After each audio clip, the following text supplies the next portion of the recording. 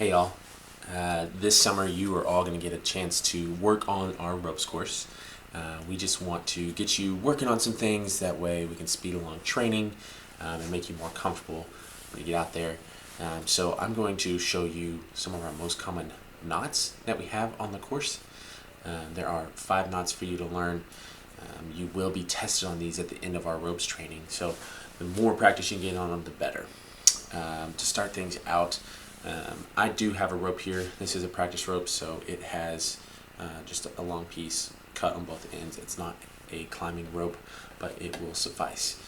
Find whatever you have at your house, piece of string, a shoelace, even a foam cord if you want.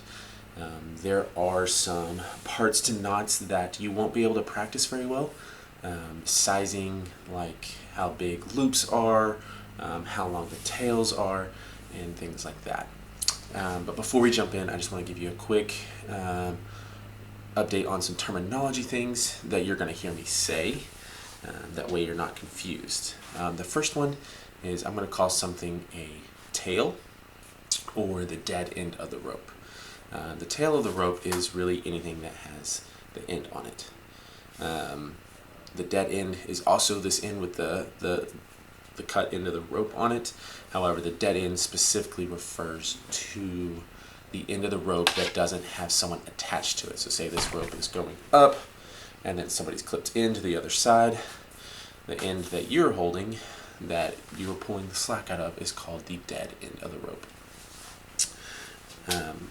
More often you're going to hear the term tail. Another term you're going to hear is the word bight. A bight of rope is like a section of rope. To make a bight of rope, it's really simple. You're going to take however long a section that you need, and you're going to put a bend in it. All right? This is called taking a bight of rope. When you put a bend in the rope, you have this loop and a section of rope here. This section is referred to as the bight. Now, we're going to jump into our knots. Practice these one at a time.